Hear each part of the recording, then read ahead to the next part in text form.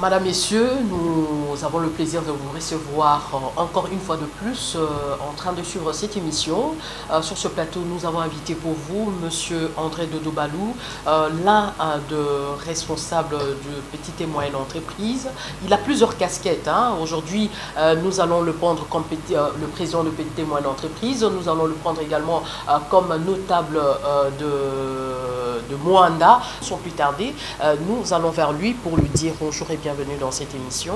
Bonjour madame, bonjour et encore une bonne année pour cette année qui commence déjà. En tout cas, les plaisirs est pour nous de vous recevoir sur ce plateau de bas ouvert. Aujourd'hui, les débats est ouvert au niveau de la zone libre-échange. Aujourd'hui, la RDC compte rectifier. On peut savoir quel est aujourd'hui l'avantage que la RDC va avoir en signant cet protocole, je peux dire ainsi. Madame, d'abord, laissez-moi un peu corriger. Dire que voilà, cette zone libre d'échange, cette zone de libre-échange va nous rapporter quelque chose dans le sens que, d'abord, le terme en soi dit la zone de libre-échange. Non seulement le libre-échange, aussi la libre circulation entre les pays qui vont ratifier ces accords. Mais, madame, je pourrais l'expliquer peut-être par des termes aussi simples. Vous savez, même à l'époque, lorsqu'on vivait, lorsque nous étions encore dans nos quartiers respectifs, parce que vous allez vous rappeler, madame, il n'y avait même pas de clôture dans les différentes parcelles, à part quelques petits haies, mais les gens circulaient librement. L'air circulait, on était entre voisins. Et vous verrez les enfants du voisin venaient manger chez nous et nous allions là-bas. Il y avait une certaine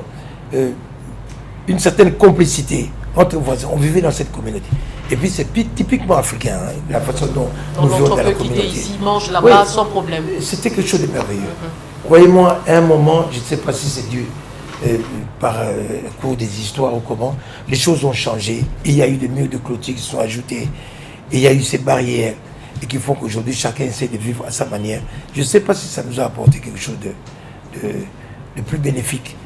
Vous savez, l'union a toujours fait la force. Lorsqu'on est ensemble, on vous dit, vous devez vous échanger. Celui qui a un produit, il donne à l'autre. Et de même, d'abord, sur le plan continental. Parce que ce qui est en porte-à-faux aujourd'hui, c'est d'abord l'Afrique que nous visons. Ce n'est pas une idée d'aujourd'hui. C'est depuis longtemps que ces genres des accords fonctionnaient déjà. Vous voyez, par exemple, lorsqu'on parle de la SADC, lorsqu'on parle de la communauté économique des pays des Grands Lacs, lorsqu'on parle de COMESA, et vous voyez, ce sont c'est cette libre-échange qui existait déjà, mais d'une manière partielle. Et maintenant, nous voulons consolider cela, mettre l'Afrique ensemble.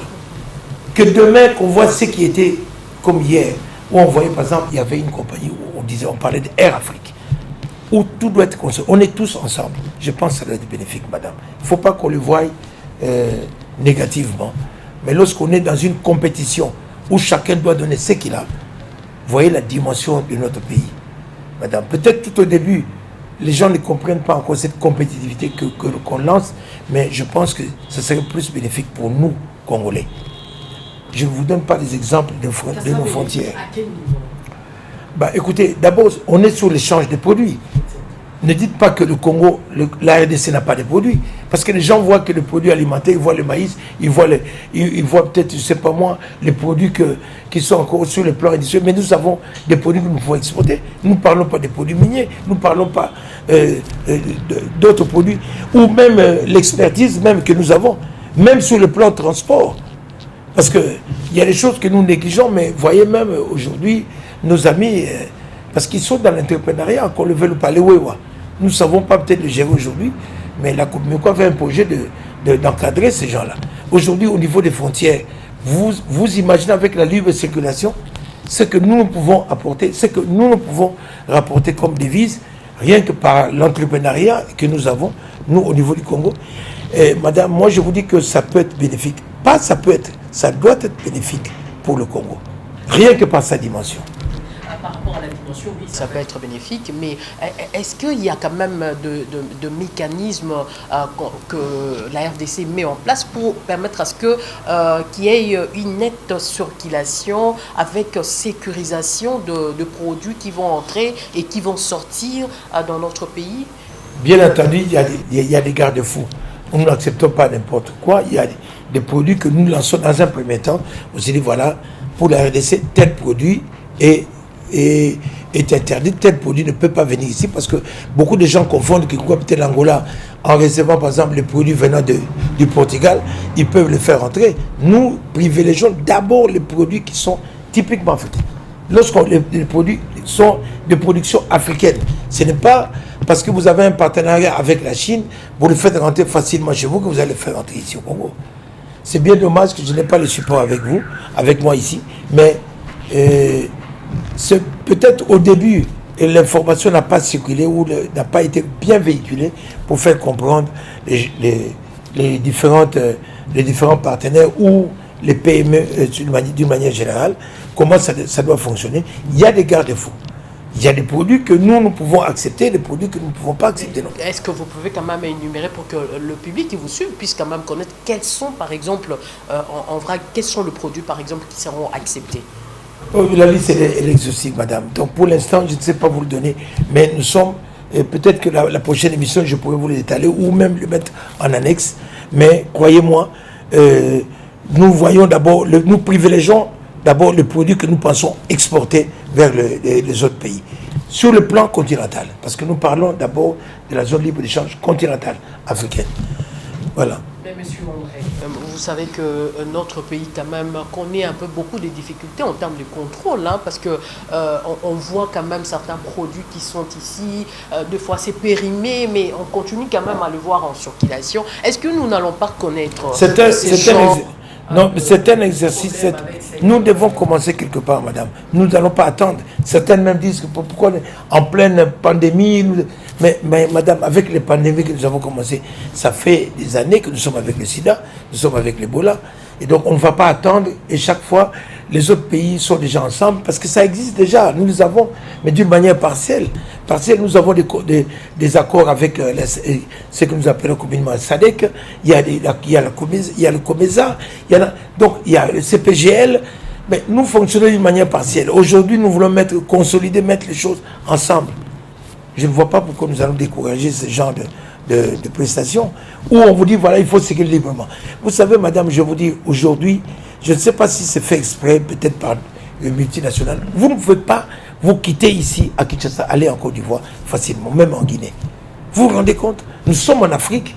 C'est plus facile d'aller en Belgique, en France, que d'aller, ou même au Gabon ici. Vous vous rendez compte? Consolidons d'abord l'Afrique. Et ça serait une bonne chose, c'est bénéfique pour le chef de l'État, pour son premier exercice à la tête de l'Union africaine, que nous puissions ratifier ces accords.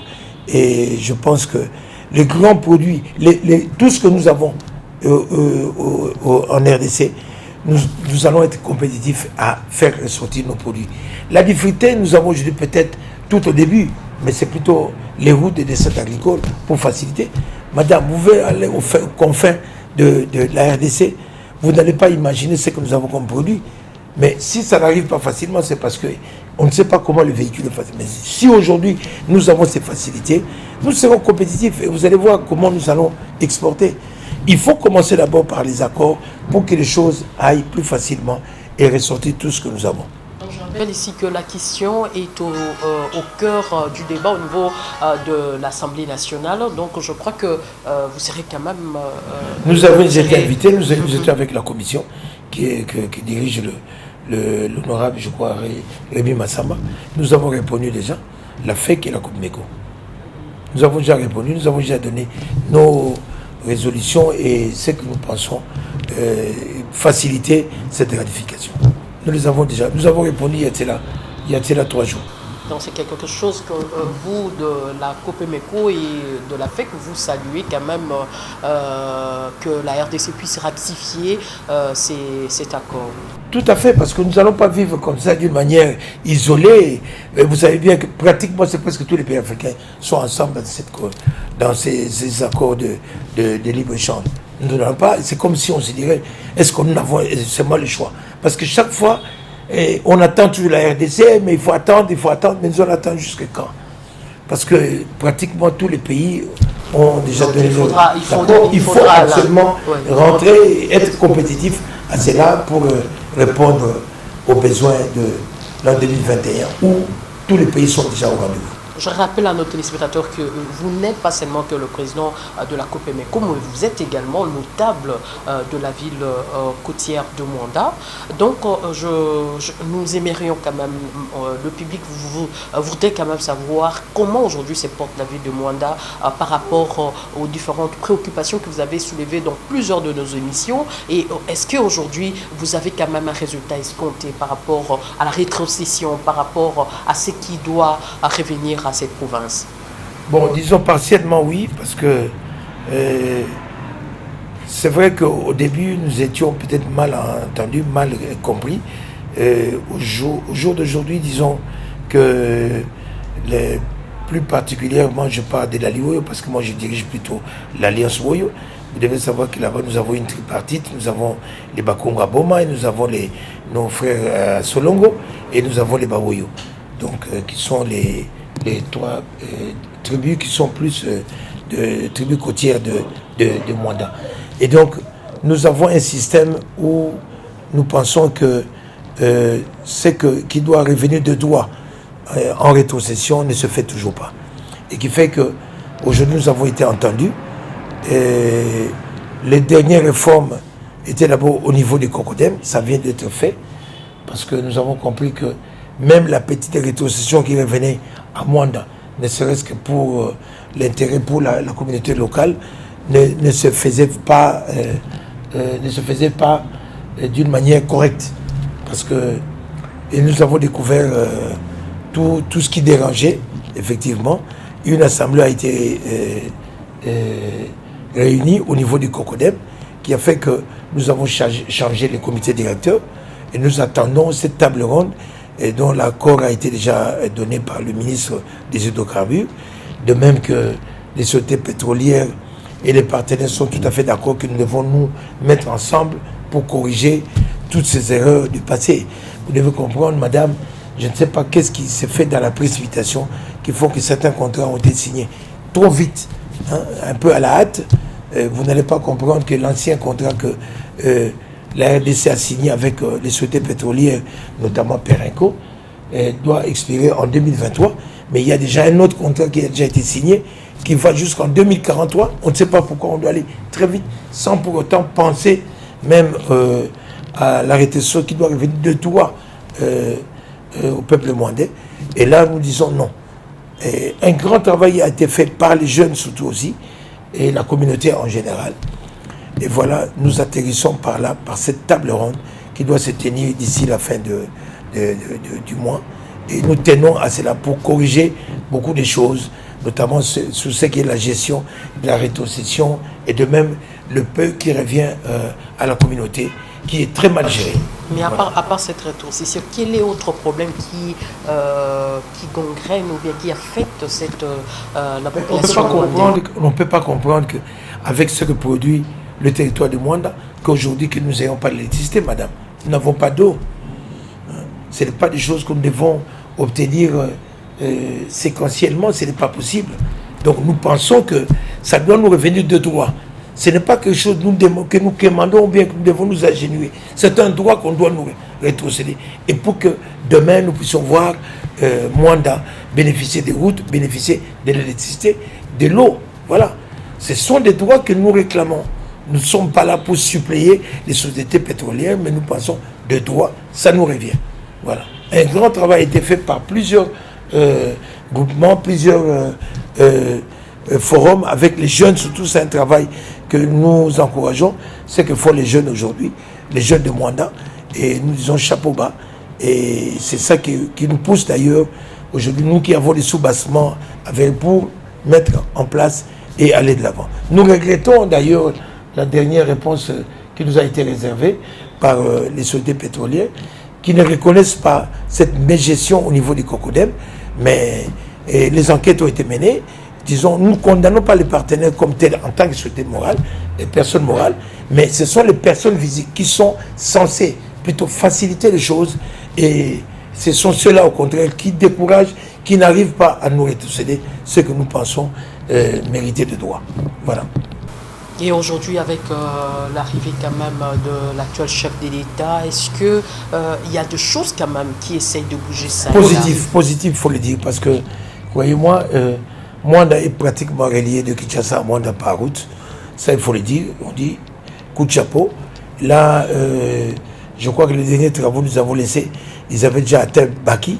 Donc on peut rouler aujourd'hui, même avec une voiture, comme les petites voitures appelées communément Ketch. Vous pouvez quitter Kinshasa et arriver jusqu'à Mwanda. Ce qui est une bonne chose. Parce qu'avant, c'était impossible d'atteindre le territoire de Mwanda. Et nous disons chapeau bas pour ça. Mais il y a encore beaucoup à faire. Il y a beaucoup à faire.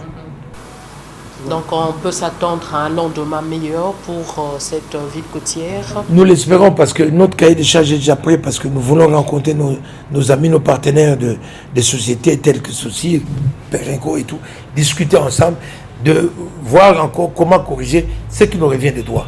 Est-ce voilà qu'aujourd'hui, si vous, le notable, si on arrivait quand même à vous rétrocéder, c'est le peu qui vous revient, est-ce que vous pensez que ça peut assoupir tant soit peu la souffrance de... Pas du tout, c'est insignifiant parce que nous ne savons pas aussi, parce qu'il n'y a pas trop de transparence, il y a trop d'opacité sur les entrées de toutes ces sociétés.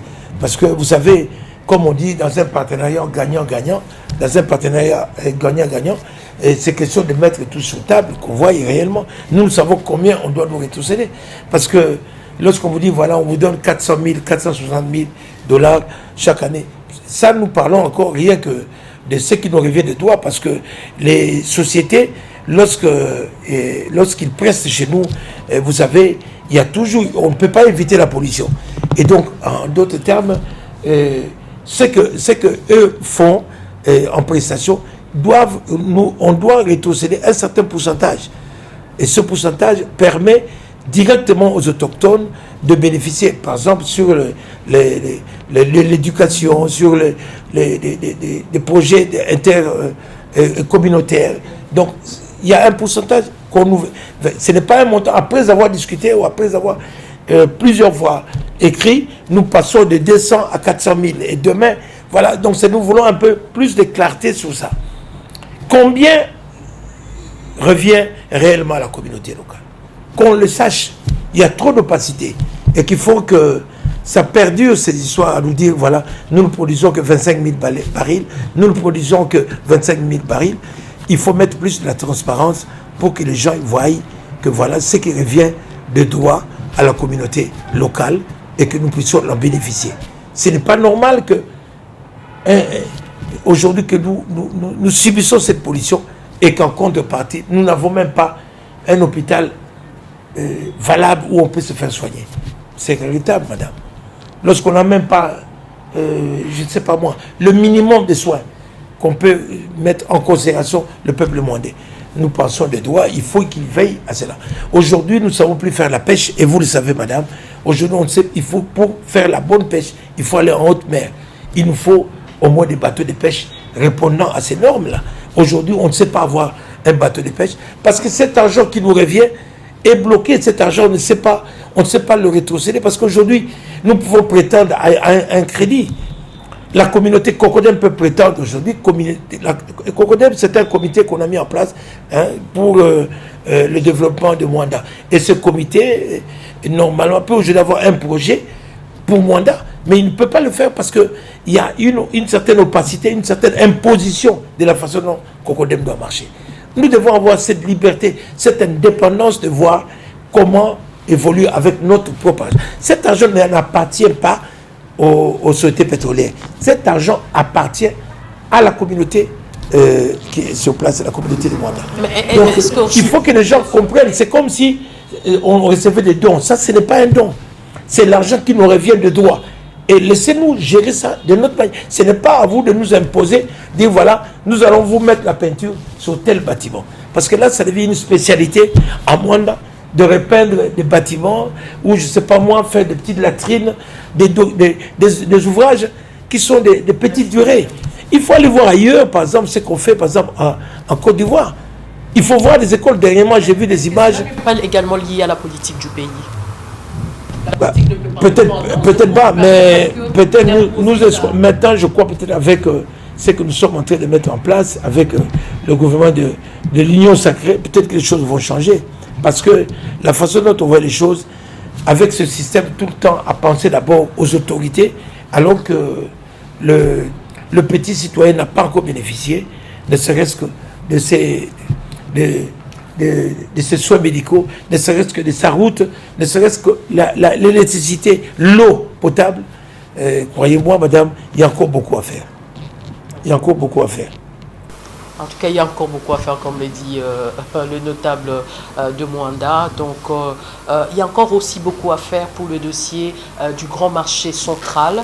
Donc, un dossier, un sujet controverse dans la ville, province de Kinshasa. Quelle est aujourd'hui votre position par rapport à cette mesure prise par le gouverneur de la ville de Kinshasa de fermer le marché central? Madame, je regrette, nous avons tenu même une réunion avec le Premier ministre sur cette position des travaux au niveau du marché central. La position de la Comimeco, c'était celle-là, de commencer les travaux. On devait commencer. Et nous avons appuyé même cette idée du gouverneur de la ville de commencer les travaux. Vous imaginez après combien de temps on avait fermé ce marché à ne rien faire. Le marché était fermé, on ne pouvait même pas accéder au marché. Pourquoi on n'avait pas commencé les travaux? Lorsqu'on devait voir cela. Mais vous imaginez, pour des raisons politiques, alors les choses, la politique s'en est mêlée, voilà, pour faire plaisir peut-être au petit peuple, voilà, non, on ouvre le marché. Bon, pourquoi faire, madame? Il fallait voir ce marché tel qu'il était, dans quelles conditions. Il fallait le fermer, on devait le fermer. Mais les travaux devaient déjà commencer, il fallait qu'on le fasse à ce moment-là. Mais vous imaginez, on ouvre, on ferme, on ouvre, on ferme. Dans cet état-là, il faut voir ailleurs. C'est un marché qui devait être vraiment à hauteur. On devait voir, parce que c'est un marché qui était fait à l'époque pour une certaine densité, pour une certaine population. Aujourd'hui, Kinshasa est passé du simple, je ne sais pas moi, a été multiplié par 10. Vous savez, avec l'exode aujourd'hui, combien est la population? On ne sait même pas. Heureusement, Dieu merci que nous a pensé à nous, à décentraliser un peu avec le marché de la liberté, qui ne suffit toujours pas. Aujourd'hui, nous devons décentraliser. Voyez un peu la ville telle qu'elle est. Tout le monde doit se focaliser, venir vers le centre-ville. Je ne vous dis pas les bouchons qui se créent. On devait décentraliser, chercher à mener plusieurs marchés de ce type. Au lieu de commencer par le marché, on devait d'abord créer un autre marché encore plus grand vers Kinkole. Un plus grand. Et là, on allait un peu répartir les choses et puis revenir finalement au marché. Il est impossible, vu l'enclavement et même la circonscription telle qu'elle est, dans sa nouvelle configuration, je ne vois pas comment on peut laisser encore le marché à cet endroit. Déjà, rien que pour les transports, il n'est pas évident de faire circuler les choses. Donc, à mon avis, il fallait penser d'abord à monter déjà les marchés ailleurs et ensuite revenir vers le marché central. Ce marché, absolument, on devait le faire. Il fallait profiter de la période de confinement et commencer les travaux. C'est dommage, mais nous revenons toujours à la même décision qui devait se faire. Mais bien que ça dérange, parce qu'aujourd'hui, nous, le petit Congolais, est dans les activités. Nous sommes là pour le plaidoyer de ces entrepreneurs, ces commerçants. Nous sommes là pour le défendre. Mais comment travailler dans cette promiscuité où on n'a même pas de toilettes, on ne sait même pas comment fonctionner, croyez-moi, ce n'est pas facile. Il fallait penser d'abord décentraliser, mettre tous ces marchés, mais ça ne suffit pas. En fait, c'est qu'on a monté, mais ça ne suffit pas. Il fallait encore créer des extensions un peu plus vastes pour enfin revenir ici au marché central. Voilà ce qui dérange un peu les activités. Mais certains quand même critiquent cette décision du gouverneur en disant que le gouverneur a pris une décision unilatérale sans pourtant consulter les autres. Le marché parallèle dont le gouverneur a mis en place ne suffiront pas pour le peuple. Est-ce que cela peut être une cause valable pour ne pas commencer les travaux au niveau du bon marché? Vous savez, des fois les décisions sont politiques, mais laissez-moi vous dire, le peuple parlera toujours, parce qu'à un moment, il faut toujours parler. Quand on est dans le besoin, on demande. Mais il ne faut pas nous faire des projets tels que le cas des sauts des moutons. Lorsque vous commencez un projet, vous bloquez pour bloquer la population ou la circulation pendant 5 ans ou pendant 2 ans. C'est trop. Lorsqu'on veut commencer un marché, il faut qu'il y ait des fonds pour cela. Parce qu'une fois que ça commence et que 2 mois après, même si les gens râlent, mais une fois que le marché est fait, on finira par revenir au bon sentiment. Mais ne commencez pas un marché, vous bloquez, le marché se bloque pour 3 ans encore. Là, ça ne va pas. Le projet, là, il faut que les gens voient. Pendant que le marché continue. Aujourd'hui, on commence à oublier petit à petit les sauts des moutons. Une fois que c'est parti là, vous voyez, déjà 2 sauts des moutons, des bonhommes et l'autre là, ouvert. On oublie le troisième qui est au milieu. Au moins, ça facilite déjà les choses. Mais il ne faut pas venir avec des projets à long terme. Quelque chose qui doit se faire en 2 ans, ou dans d'autres choses se font en 6 mois. Et vous allez le faire pendant 2 ans et demi ou 3 ans. Il faut qu'il y ait des fonds disponibles pour commencer un projet et le terminer. Pas des projets à très long terme. C'est ce que nous décourageons. Donc, je crois que nous tendons tout doucement vers la fin de cette émission. Monsieur André Dodo Balou, est-ce que vous avez quand même quelque chose à ajouter concernant la problématique du marché central, dont les autres aujourd'hui marchent, sont interpellés ça et là. Donc, mais c'est tout à fait normal, madame, que les gens marchent. Je viens de le dire d'ailleurs, nous faisons le plaidoyer des commerçants. Vous imaginez, aujourd'hui, il faut qu'il y ait un remplacement. Lorsque vous voulez... Allez, prenons exemple. L'État dit aujourd'hui nous allons détruire la commune de Lingwala, qui est déjà qui a atteint la nappe phréatique et que les gens ne peuvent plus vivre dans des conditions qu'il faut. Mais il faut d'abord trouver où loger ces gens. Mais lorsque vous ne savez pas mettre quelque chose où les commerçants doivent vendre, mais vous voulez commencer à vivre, c'est ça qui dérange. Voilà, il faut prendre des mesures palliatives où placer ces gens. Mais lorsqu'on sait, on n'a pas ces mesures, on prend une décision, ça dérange. Et c'est un phénomène que les gens marchent. On ne peut pas les condamner. La population parle d'une crise, de la crise déjà qui traverse. Ils pensent que c'est des trop. Donc le gouvernement met la pression sur la population parce qu'ils sont en train d'abord de se débrouiller par rapport à cette crise liée au Covid-19 dont ils n'arrivent pas à s'en sortir. Il y a le couvre-feu ça et là. Donc fermer encore le marché central pendant ce mois de janvier en plus, un mois vraiment qu'on dit le janviose, donc c'est des trous. Peut-être bien que la zone de libre-échange viendra au secours de cela.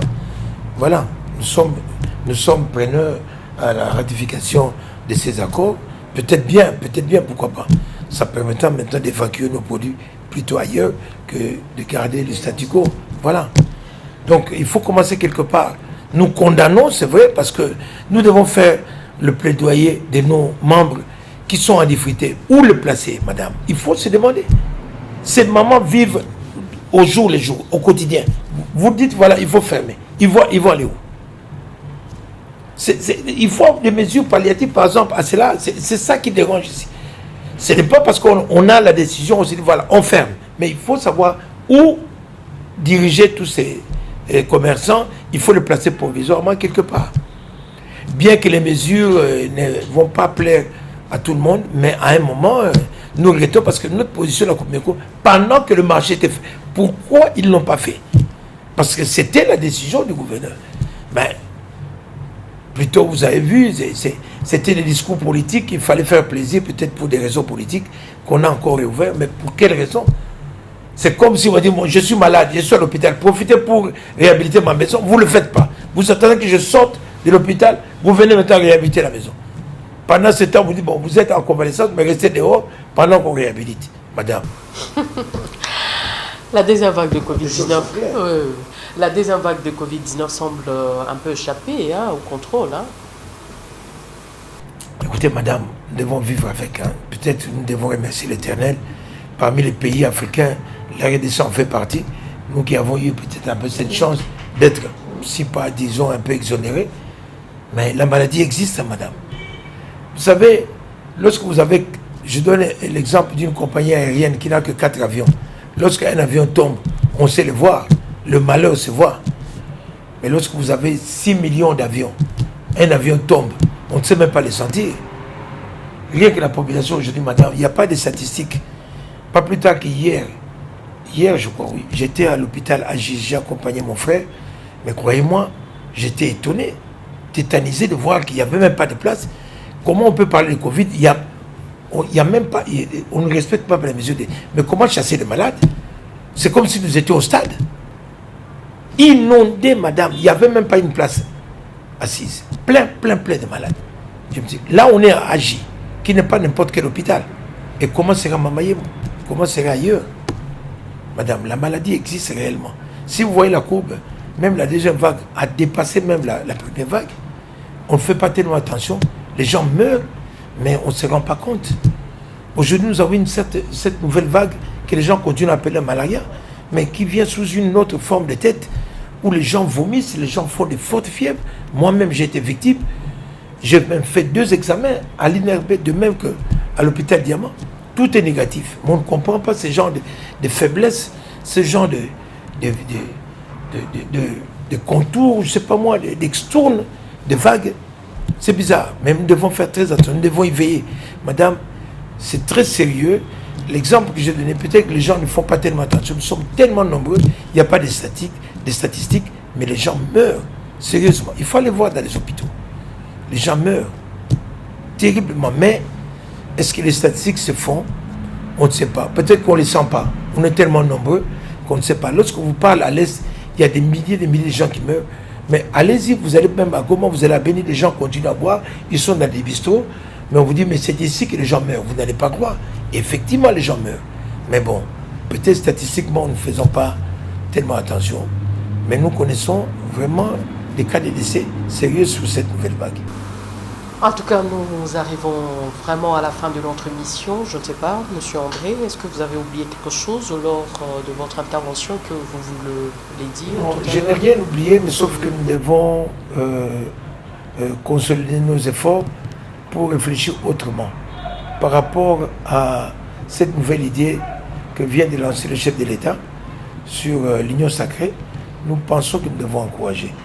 Et moi, je pense que positivement, je vois les amis de MCC, les amis, je ne fais pas la politique, hein, mais quand je vois tout le monde se réunir, ils sont autour du président de la République, c'est une très bonne chose. Et je pense que c'est comme si les acteurs politiques ont compris qu'il est grand temps de servir, ne fût-ce que pour la nation, pour servir un peu le petit peuple, servir le peuple, comme l'adage le dit, le peuple d'abord. Si nous arrivons à réussir cela, ça serait une bonne chose. Pour faire que l'idée que le projet réussisse et que nous pensons réellement à la population, ce serait une bonne chose. Nous encourageons cela. Je pense que ce serait mon dernier mot. En tout cas, merci d'avoir répondu à notre invitation. Il est grand temps que nos politiques puissent mettre l'intérêt de la population au cœur de leurs échanges, mettre l'intérêt de la population en premier lieu avant toute décision. Donc c'est par là, Madame, Monsieur, que nous bouclons complètement cette émission. Merci à Jérès Mabeka, Brandon Milalou, merci à Monsieur Chomba, Tonton Ebongo Blaise Nombe, Pamphile Makanda, merci à toute l'équipe. Donc restez branchés en compagnie de la télé démocratique. Bonne suite de programme. Au revoir.